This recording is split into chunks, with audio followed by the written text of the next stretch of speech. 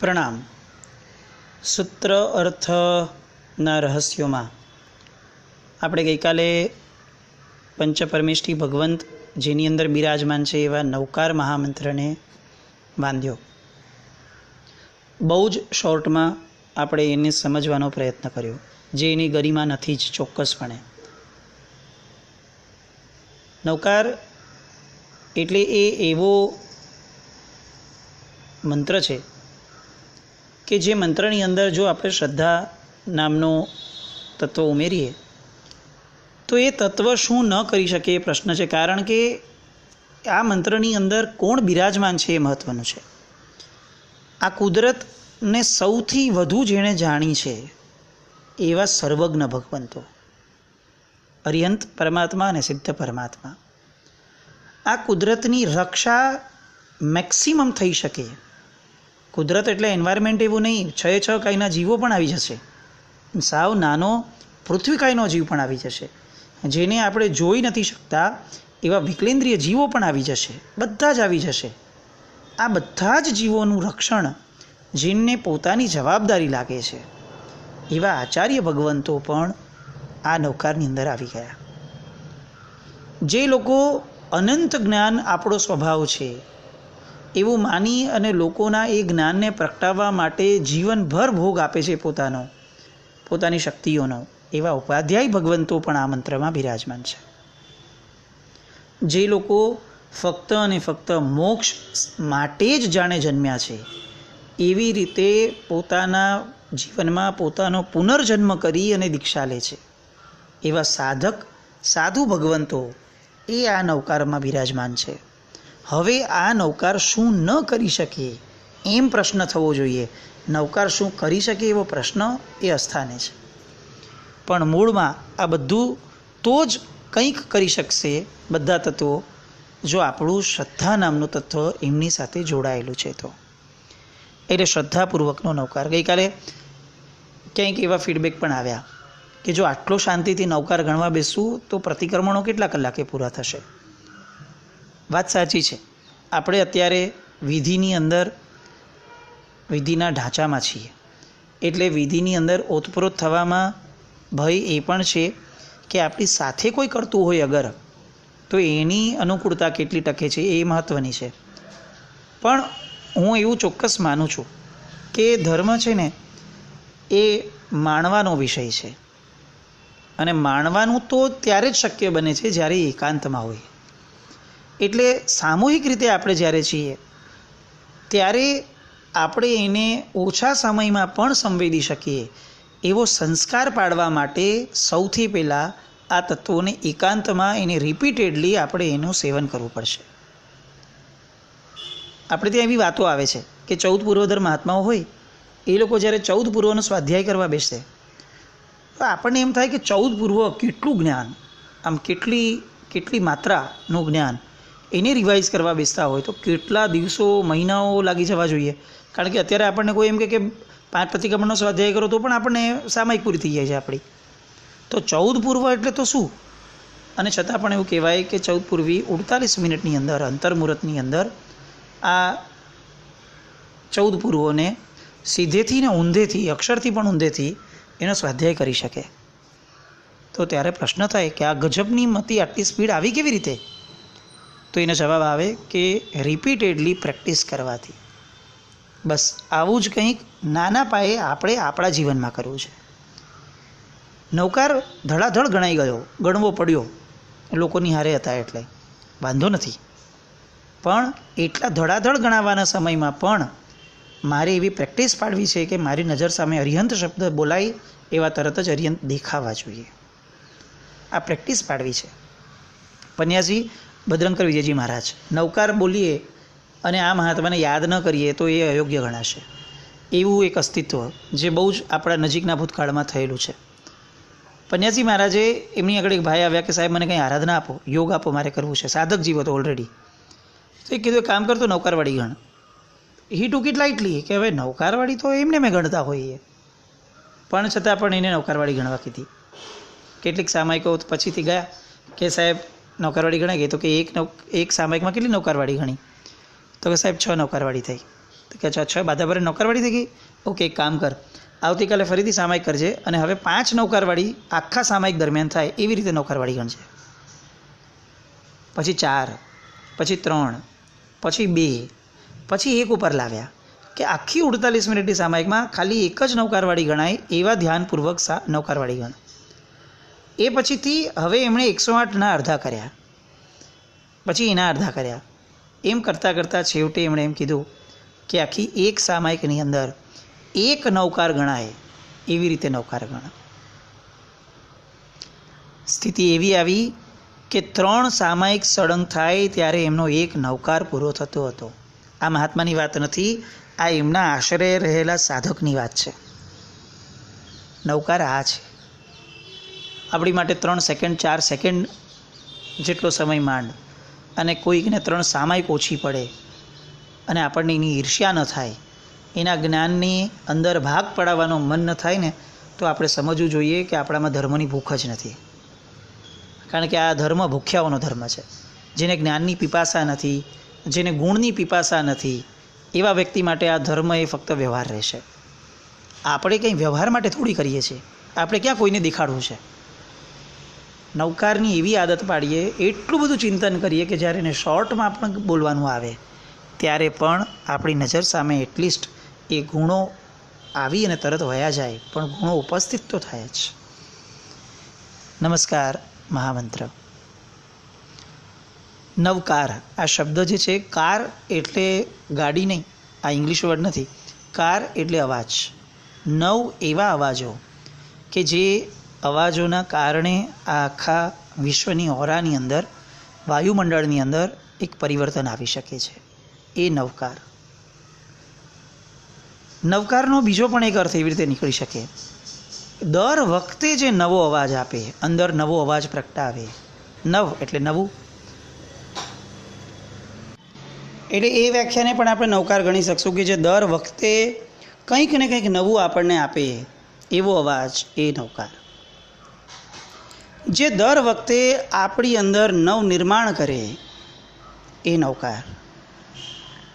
જે દર વખતે આપણને સાવ નવો બનાવે એ નવકાર.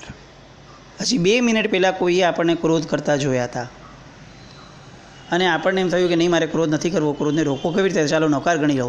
અને નવકાર ગણ્યો અને 2 જ મિનિટ પછી કોઈ તરત આપણું નવું સ્વરૂપ જોઈ શકે, એટલું બધું નવનિર્માણ આપણું કરી દે એ નવકાર. ક્યાંક નબળો વિચાર ચાલતો હતો અને એમાંથી અટકવાનું આપણને મન થયું કે ચાલું આ સિરીઝ અટકતી જ નથી, મને સંકલેશો થાય છે, અને આપણે નવકાર ગણીએ અને તરત જ વિચારો એવા પલટાઈ જાય કે જાણે નબળા વિચારો ક્યારે હતા જ નહીં, એ નવકાર. આવો એક નવકાર આપણા જીવનમાં આવે. અલગ અલગ પદો અલગ અલગ રીતે આપણા જીવનની અંદર આપણને અસર કરે છે, જો આપણે એ અસરને ઝીલવા માટે તૈયાર છીએ તો. આવો આ નમસ્કાર મહામંત્ર સાથે જ નવપદજીનું પણ વિચાર કરી લઈએ. આ 5 પદો જે કોમનલી આવે છે, એ સિદ્ધચક્ર મહાયંત્રની અંદર જે 9 પદ છે, એમાં પહેલાં 5 પદો આ સેમ આવે છે. નમો અરિયંતાણમ, નમો સિદ્ધાણમ, નમો આયર્યાણમ, નમો વજ્જાણમ, નમો લે સવ્વસાવણમ. એ પછીથી 4 પદો બદલાય છે નવપદજીમાં. નમો દંસણસ્સ, નમો નાણસ્સ, નમો ચારિત્તસ્સ, નમો તવસ્સ. આ 4 પદો કેમ અલગ નવપદજીમાં, કેમ ઓલા નહીં નવકારને રાખ્યું? કારણ કે આ 5ને પામવું કેવી રીતે? હવે એ તો કયો, ઓલામાં સ્તુતિ છે નવકારમાં, કે આ 5ની સ્તુતિ ગાઈ કે આ 5ને કરેલા નમસ્કાર કેવા ગજબ છે, કેવું માંગલિક છે. પણ હવે આ 5ને પામવું કેવી રીતે, તો એનો માર્ગ આપવા માટે નવપદજીનો ક્રમ મૂક્યો કે નમો દંસણસ્સ, નમો નાણસ્સ, નમો ચારિત્તસ્સ, નમો તવસ્સ. એટલે કે સમ્યક દર્શન, સમ્યક જ્ઞાન, સમ્યક ચારિત્ર અને સમ્યક તપ, આ 4 દ્વારા આ 5 પદો ઉપર બિરાજમાન થઈ શકાય અને છેવટના જે 2 પદ છે લક્ષ્ય સમા, અરિહંત અને સિદ્ધ, એની અંદર ક્યાંક ને ક્યાંક આપણે સેટ થઈ શકીએ. એટલે આ નવપદજીનું પણ સ્મરણ થવું જરૂરી છે. સમ્યક દર્શન, જ્ઞાન, ચારિત્ર અને તપની વ્યાખ્યામાં બહુ ઊંડાણમાં જશું તો પાછો સમય ઘણો જશે. પણ આ નવપદજીની અંદર સમગ્ર વિશ્વનું શુભ જે છે એ બધું જ આવી જાય છે. એવી એક પણ શુભ ક્રિયા કોઈ પણ ધર્મની નથી કે જે દર્શન, જ્ઞાન, ચારિત્ર રૂપ 4 પદોમાં નથી આવતી. એટલે એવા નવપદજીને પણ સતત સ્મરણમાં રાખવું એ આપણું કર્તવ્ય છે. હવે કેટલીક નૌકારને લગતી સામાન્ય વાતો. આપણે ત્યાં નમો અરિયંતાણમ શબ્દ છે. નમો એ નમસ્કારનો ભાવ છે. દિગંબર સંપ્રદાયની આમનઈમાં કેટલીક જગ્યાઓએ નમોની જગ્યાએ અણમો અણ શબ્દ આવે છે. અણમો અરિયંતાણમ એટલે શું? તો કે જે નાશ કરે તે નમો. નની જગ્યાએ અણ થાય. અણ શબ્દ એ નાશનું પ્રતીક છે. એટલે કર્મોના નાશ માટે જ્યારે આપણે નૌકાર ગણવાની ભાવના થતી હોય ત્યારે એ લોકો નમો અરિયંતાણમના પદની વાત કરે છે. કેટલીક જગ્યાએ ઓમ રીમ નમો અરિયંતાણમ એવું પણ આવે છે. ક્યારે ઓમ લગાડવો, ક્યારે રીમ લગાડવો, ક્યારે પ્લેન નૌકાર બોલવો, એ બધાના પણ અલગ અલગ પ્રકારો છે. ક્યારે પણ આપણને મન થાય ને રાગ બેસાડવા માટે બોલી લઈએ એ એવી વિધિ નથી. એટલે આ બધી જ વસ્તુઓને બહુ જ વ્યવસ્થિત સમજી અને કરવું, કારણ કે આ એવા મંત્રો છે કે જે મંત્રોની અસર બદલાઈ જાય. નમો અરિયંતાણમની હારે હું ઓમ કરી લઉં તો હવે આ નૌકાર જે છે એના દ્વારા જે મને પુણ્યોપાર્જન થવાનું હતું એની જગ્યાએ એની સાથે સાથે હવે મને ઓમ જોડાવાથી મારું અંતઃકરણ એમાં જોડાયું, એટલે મને અધ્યાત્મનો લાભ થયો. ઓમ રીમ નમો અરિયંતાણમ બોલું છું તો એમાં મારી બાહ્ય સંપત્તિ, ભૌતિકતા એ પણ મારા એમાં જોડાઈ ગઈ. પણ આ બધું આપણી મરજીથી ન થાય. આપણે આપણા માથે રાખેલા ગુરુને પૂછવું પડે કે સાહેબ આવી સિચ્યુએશન છે અથવા આવો ભાવ છે, મારે શું ગણવું જોઈએ, અને જે એ કે એ કરવું જોઈએ. જ્ઞાન એ જનરલ બુકમાં વાંચીને પંડિત થઈ જવાનો વિષય નથી જ, એ ગુરુ આશ્રય. એટલે આપણે ત્યાં ગુરુકુલ વાસમાં રહેલા મહાત્માઓને ગુરુ બનાવવાની પરંપરા કીધી છે. કેમ? કારણ કે એ ગુરુકુલ વાસમાં નથી. અગર એના માથે ગુરુ નથી તો એનો મતલબ કે એનું જ્ઞાન એ સુપર બી હોવા છતાં પણ એ સ્વચ્છંદ બની શકે છે. જે એવી વાત નથી, પણ બની શકે છે. તો એવું સ્વચ્છંદ મતવાળું જે છે એને આપણાથી પ્રોત્સાહન ન અપાય.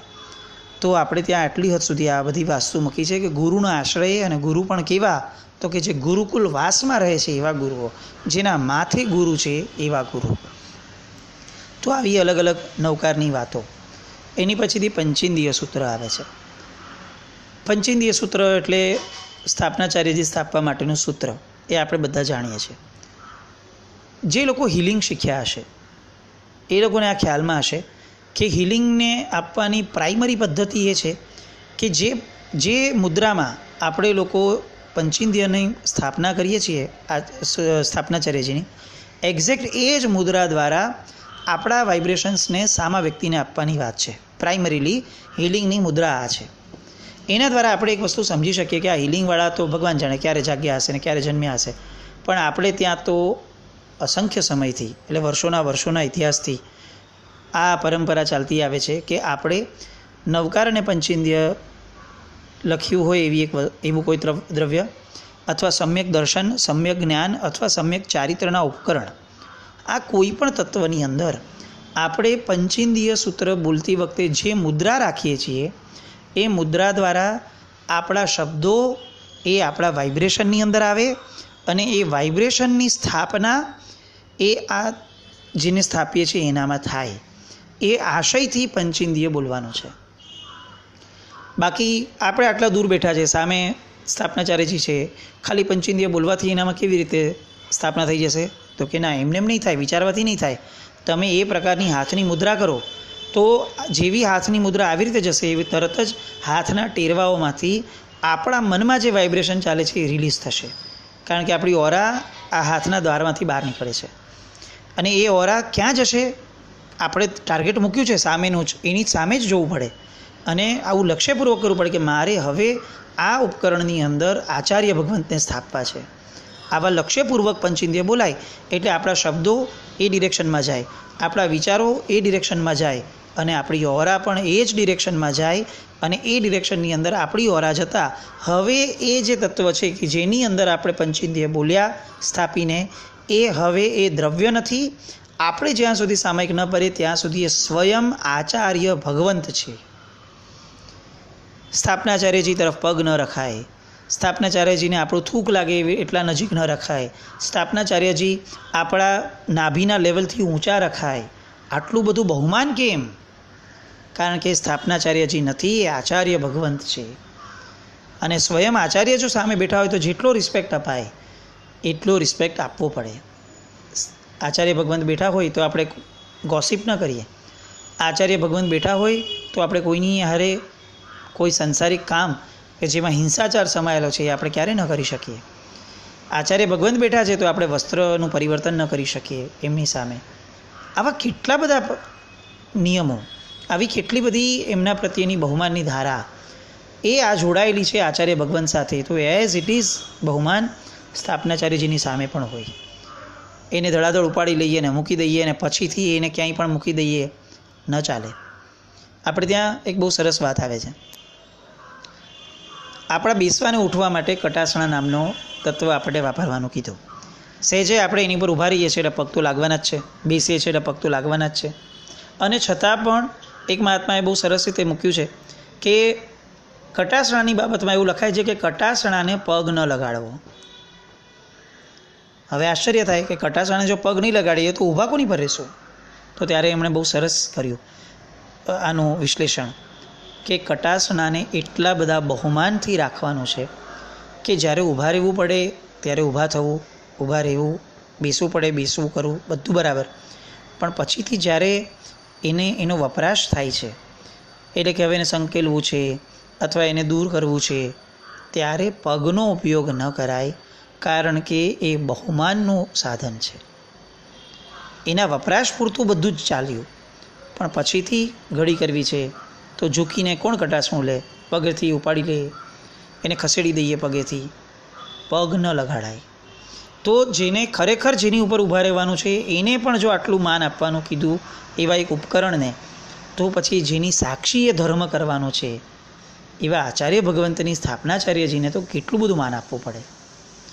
એટલે આવી બધી બહુમાનની અપેક્ષાઓ વગર ધર્મ કરશું તો એ નહીં મજા આપે. પૂજ્ય માને જિનેશ્વરે, આ શબ્દને ગોખી નાખવો જોઈએ 24 કલાક. મારે પૂજ્ય ભાવથી જિનેશ્વર ભગવંતની આરાધના કરવી છે. સામાન્યથી જિનેશ્વર ભગવંતની આરાધનાની ક્યાં વાત છે? મનઃ પ્રસન્નતામેતી, મન જેના દ્વારા પ્રસન્ન થાય. તો શેના દ્વારા પ્રસન્ન થાય? તો કે પૂજ્ય માને જિનેશ્વરે. જ્યારે જિનેશ્વર ભગવંતની આરાધના પૂજ્ય ભાવથી થાય ત્યારે જ પ્રસન્નતા મળે. આપણને આટલી બધી આરાધના કરવા છતાં આપણા જીવનમાં પ્રસન્નતા નથી પ્રગટતી, તો આપણે ક્યાંક ને ક્યાંક વિચારવું જ જોઈએ કે આપણા પૂજ્ય ભાવમાં, આપણા બહુમાન ભાવમાં ઉણપ છે. તો આ બહુમાન ભાવ દરેક તત્વ પ્રત્યે પ્રગટે.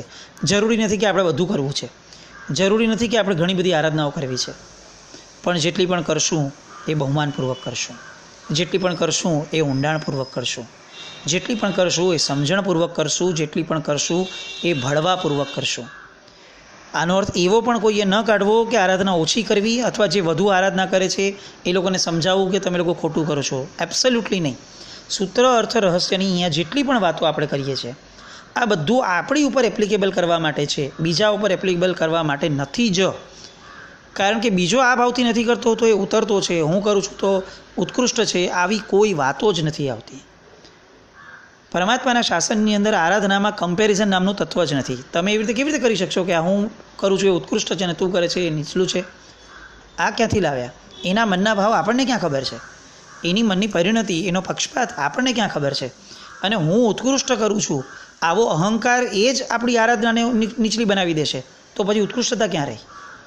એટલે ક્યારેય પણ કોઈની પણ આરાધનાને આપણાથી નીચી ન પડાય કે તારા કરતાં આ સારું.